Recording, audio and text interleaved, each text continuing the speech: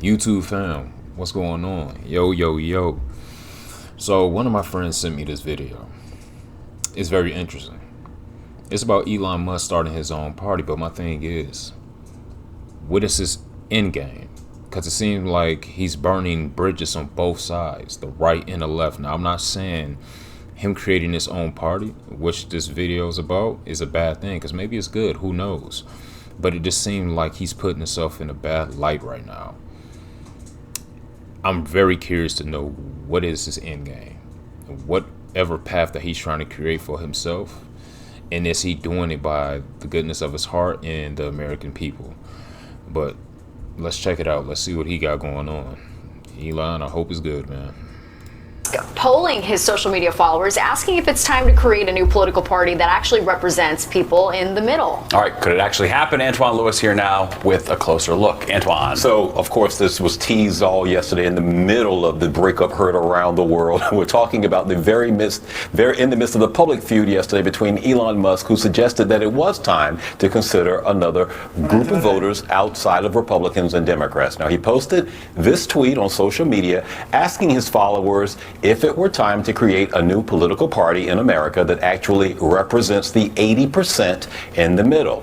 Then he followed it up with this one. Trump has 3.5 years left as president, but I'll be around for 40 plus. Musk has taken credit for helping to get Trump back into the White House. Is Elon throwing more shots? Like, I know what he's upset about Trump. Upset with Trump about, but Elon, what we doing, man?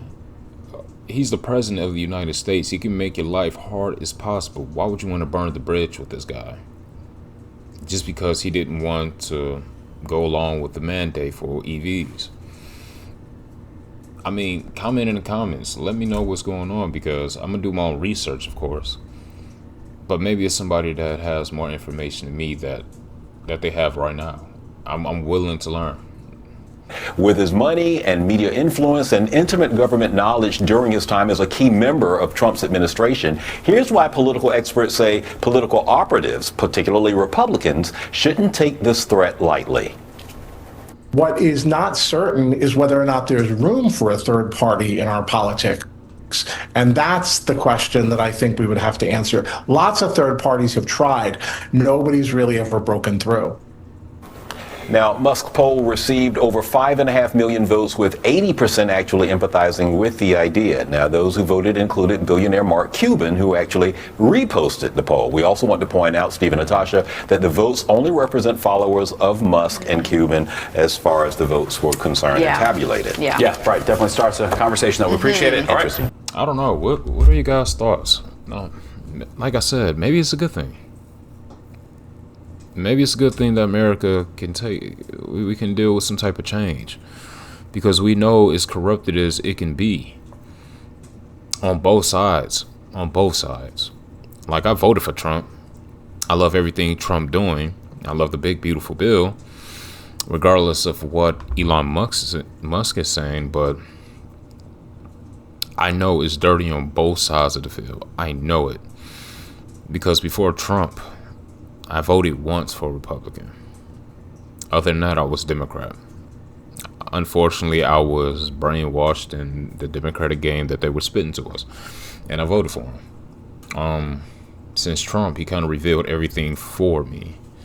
And outside of that, just going back and forth from the rallies, and like I said in my previous videos, from the rallies and listening to the news and how they will skew everything that he's saying, and they'll blatantly lie about it. So it just kind of had me go in this rabbit hole to see what else Democrats are lying about, specifically liberals. But on top of that, we have a black governor that said no to reparations.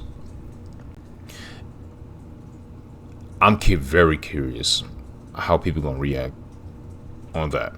In the meantime, state lawmakers voted to create a reparations commission in Maryland, an issue which has been heavily debated. As the bill goes to the governor's desk, Governor Moore isn't making his stance clear. Fox 45. First, let me ask a question.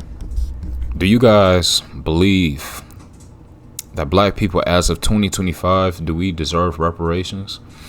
And I know it's because of our ancestors, the things that we could have and we clearly don't have, but I feel like in this day and age, we don't really need it. I really don't. In 2025, like I was born in the 90s. I didn't have to deal with anything of such at all. Many of us have not. We have not walked in the footprints of our ancestors and the things that they had to deal with on a daily basis. So once again, do you guys really feel like we deserve reparations? Let me know. It's just a curious thought. I want to know where you guys' mindset is. Vice Jessica Babb is showing us where that bill stands. As the legislative session comes to a close and a bill to create a reparations commission heads to Governor Wes Moore's desk. We have hundreds of bills. The question now, will he sign it into law? I have to go through, and I will go through diligently, all of the different bills that are in front of me. The bill, which passed both chambers, will create a commission to study and recommend reparations for those impacted by slavery and those who feel the lingering effects of racial discrimination in the state. Reparations, which could include financial payments. This is not a conversation about paying people today, but it is a conversation about what are the appropriate remedies, but also what are the nexuses to the historical pieces of legislation or the historical policies that were put in place in the same halls that we serve in today that had that negative impact. We have a duty to remedy those. What just passed in Maryland is similar to what's passed in other states like California, Illinois, and New York. All of them are volunteer-based commissions where people aren't paid, including in Maryland, even though those on the commission could still be reimbursed for their expenses. In California, in 2024, $12 million was budgeted for reparations, bringing up the concern of how do we pay for it here in Maryland, especially given the state's financial challenges. How do we pay for it? I think that's a conversation for another day. With some Republican lawmakers sounding off. And I question whether using taxpayer money would ever be appropriate in this context.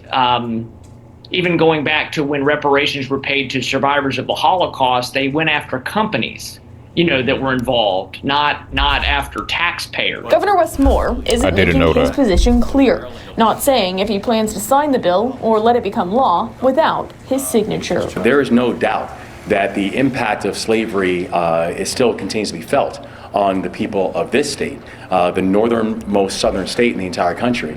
But I also know that I've got hundreds of bills that I still have yet to go through, and when I look through it through a lens of making sure that we are being fiscally disciplined and responsible in this moment and investing in our people, that's how I'll make the decision about which bills get my signature. So what's your guys' thoughts? Like, do we deserve it? No. But will I accept it? Sure. Like, I accept any free money that's coming my way, don't get me wrong.